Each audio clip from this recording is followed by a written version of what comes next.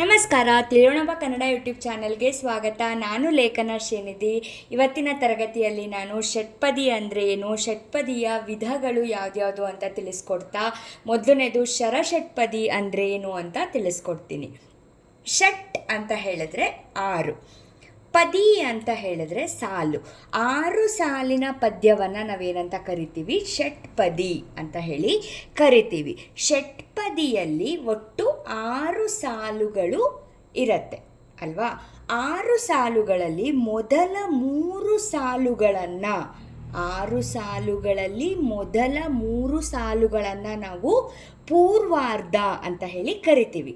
ನಂತರದ 3 ಸಾಲುಗಳನ್ನು ನಾವು ಉತ್ತರಾರ್ಧ ಅಂತ ಹೇಳಿ ಕರಿತೀವಿ. ಗೊತ್ತಾಯ್ತು ಅಲ್ವಾ. ಷಟ್ಪದಿ ಅಂತ ಹೇಳಿದರೆ 6 ಸಾಲಿನ ಪದ್ಯ. 6 ಸಾಲಿನ ಪದ್ಯದಲ್ಲಿ ಮೊದಲ 3 ಸಾಲುಗಳನ್ನು ನಾವು ಪೂರ್ವಾರ್ಧ ಅಂತ ಕರಿತೀವಿ. ನಂತರದ 3 ಸಾಲುಗಳನ್ನು ನಾವು ಉತ್ತರಾರ್ಧ ಅಂತ ಹೇಳಿ ಕರಿತೀವಿ. ಷಟ್ಪದಿಯಲ್ಲಿ ಒಟ್ಟು 6 ವಿಧಗಳನ್ನು ಕಾಣ್ಬೋದು. ಯಾವ್ದ್ಯಾವುದು? ಮೊದಲನೇದು ಶರಷಟ್ಪದಿ, ಎರಡನೇದು ಕುಸುಮ ಷಟ್ಪದಿ, ಮೂರನೇದು ಭೋಗ ಷಟ್ಪದಿ, ನಾಲ್ಕನೇದು ಭಾಮಿನಿ ಷಟ್ಪದಿ, ಐದನೇದು ಪರಿವರ್ಧಿನಿ ಷಟ್ಪದಿ, ಆರನೇದು ವಾರ್ಧಕ ಷಟ್ಪದಿ. ಹಾಗಾದರೆ ಮೊದಲನೇದು ಶರಷಟ್ಪದಿ ಅಂದ್ರೇನು ಅಂತ ನೋಡೋಣ. ಷಟ್ಪದಿಯ ಮೊದಲನೇ ವಿಧ ಶರಷಟ್ಪದಿ. ಶರಷಟ್ಪದಿಯ ಲಕ್ಷಣಗಳು ಏನು ಅಂತ ಮೊದಲನೇದಾಗಿ ನೋಡ್ಕೊಳ್ಳೋಣ. 6 ಸಾಲುಗಳಿಂದ ಕೂಡಿರಬೇಕು. ಶರಷಟ್ಪದಿ 6 ಸಾಲುಗಳಿಂದ ಕೂಡಿರಬೇಕು. ಶರಷಟ್ಪದಿಯ ಮೊದಲನೇ, ಎರಡನೇ, ನಾಲ್ಕನೇ, 5ನೇ ಪಾದಗಳು ಪರಸ್ಪರ ಸಮನಾಗಿದ್ದು 4 ಮಾತ್ರೆಯ 2 ಗಣಗಳು ಇರುತ್ತೆ. ಗೊತ್ತಾಗ್ತಿದೆಯಾ? 1, 2, 4, 5ನೇ ಪಾದಗಳು, 5ನೇ ಸಾಲುಗಳು ಸಮನಾಗಿರುತ್ತೆ. 4 ಮಾತ್ರೆಯ 2 ಗಣಗಳು ಇರುತ್ತೆ.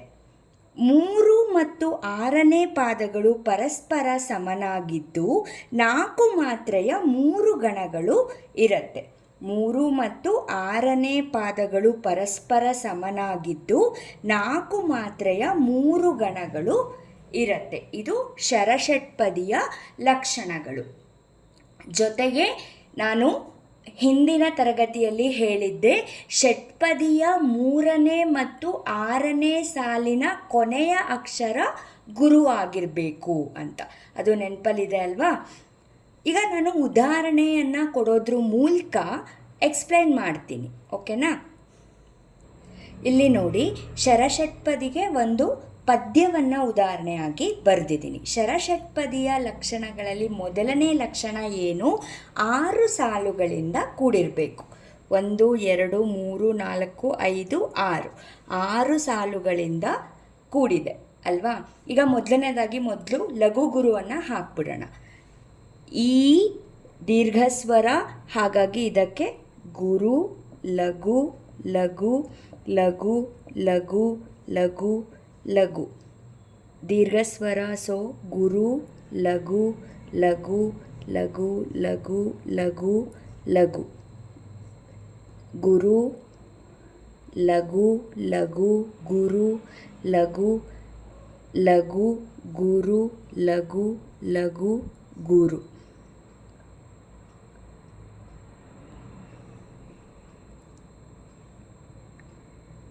ಗುರು, ಲಘು, ಲಘು, ಲಘು, ಲಘು, ಲಘು, ಲಘು. ಗುರು, ಲಘು, ಲಘು, ಲಘು, ಲಘು, ಲಘು, ಲಘು. ಗುರು, ಲಘು, ಲಘು. ಒತ್ತಕ್ಷರದ ಹಿಂದಿನ ಅಕ್ಷರ ಗುರು, ಲಘು, ಲಘು, ಲಘು, ಲಘು, ಲಘು, ಲಘು.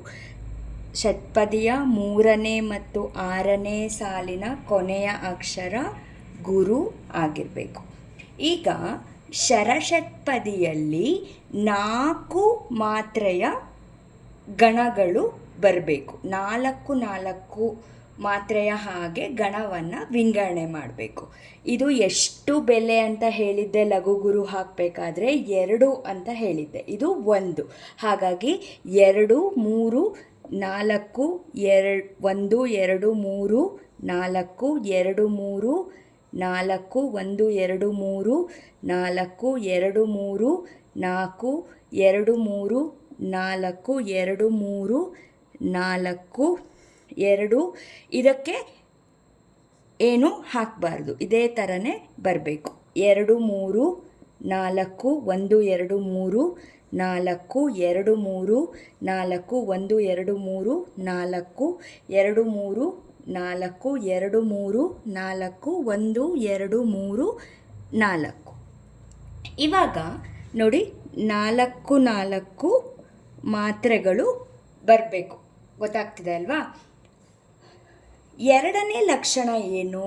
1 2 4 5ನೇ ಪಾದಗಳು ಪರಸ್ಪರ ಸಮನಾಗಿದ್ದು 1 2 4 ಮತ್ತು 5ನೇ ಪಾದಗಳು ಪರಸ್ಪರ ಸಮನಾಗಿದ್ದು 4 ಮಾತ್ರೆಯ 2 ಗಣಗಳು ಇರುತ್ತೆ. ನೋಡಿ, 4 ಮಾತ್ರೆಯ 2 ಗಣ, ಇದು 1 ಗಣ, ಇದು 2 ಗಣ.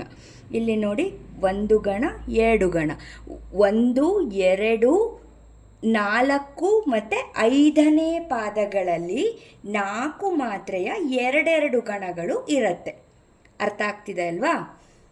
3 ಮತ್ತು 6ನೇ ಪಾದಗಳಲ್ಲಿ 4 ಮಾತ್ರೆಯ 3 ಗಣಗಳು ಇರುತ್ತೆ.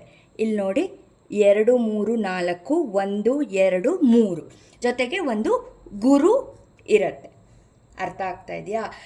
ಶರಷಟ್ಪದಿಯಲ್ಲಿ ಮೊದಲನೇ ಅಂಶ ಏನು? 6 ಸಾಲುಗಳಿಂದ ಕೂಡಿರಬೇಕು. ಮೊದಲನೇ ಸಾಲು, 2ನೇ ಸಾಲು, 4ನೇ ಸಾಲು, 5ನೇ ಸಾಲುಗಳಲ್ಲಿ 4 ಮಾತ್ರೆಯ 2 ಗಣಗಳು ಇರಬೇಕು. 3 ಮತ್ತು 6ನೇ ಸಾಲಿನಲ್ಲಿ 4 ಮಾತ್ರೆಯ 3 ಗಣ ಇರಬೇಕು, ಜೊತೆಗೆ ಒಂದು ಗುರು ಇರಬೇಕು. ಇಷ್ಟೇ ಶರಷಟ್ಪದಿ. ಅರ್ಥ ಆಯಿತು ಅಲ್ವಾ? ತುಂಬ ಸುಲಭ ಇದೆ. 6 ಸಾಲುಗಳಿಂದ ಕೂಡಿರಬೇಕು. ಮೊದಲನೇ ಸಾಲು, 2ನೇ ಸಾಲು, 4ನೇ ಸಾಲು, 5ನೇ ಸಾಲು 4 ಮಾತ್ರೆಯ 2 ಗಣಗಳಿಂದ ಕೂಡಿರುತ್ತೆ. 3ನೇ ಸಾಲು ಮತ್ತು 6ನೇ ಸಾಲು 4 ಮಾತ್ರೆಯ 3 ಗಣಗಳಿಂದ ಕೂಡಿರುತ್ತೆ. 3ನೇ ಸಾಲಿನ ಕೊನೆಯ ಅಕ್ಷರ ಗುರು ಆಗಿರಬೇಕು, ಜೊತೆಗೆ 6ನೇ ಸಾಲಿನ ಕೊನೆಯ ಅಕ್ಷರ ಗುರು ಆಗಿರಬೇಕು. ಇದಿಷ್ಟು ಶರಷಟ್ಪದಿಯ ಲಕ್ಷಣಗಳು. ಈಗ ಶರಷಟ್ಪದಿಯ ಮೊದಲನೇ ಸಾಲಲ್ಲಿ 4 4 ಮಾತ್ರೆಯ 2 ಗಣ ಇರುತ್ತೆ. 4 + 4 8 ಅಲ್ವಾ? ಈಗ 2ನೇ ಸಾಲಿನಲ್ಲೂ 4 + 4 ನ 2 ಗಣ ಇರುತ್ತೆ, 8 ಆಯಿತಾ? ಈಗ 3ನೇ ಸಾಲಿನಲ್ಲಿ 4 4 4 3 ಗಣ ಇರುತ್ತೆ ಅಲ್ವಾ? ಮತ್ತು ಒಂದು ಗುರು ಇರುತ್ತೆ. 4 4 8 12 13 14 ಆಯಿತಾ? ಈಗ 4ನೇ ಸಾಲಿನಲ್ಲಿ 4 + 4 8 4 + 4 8.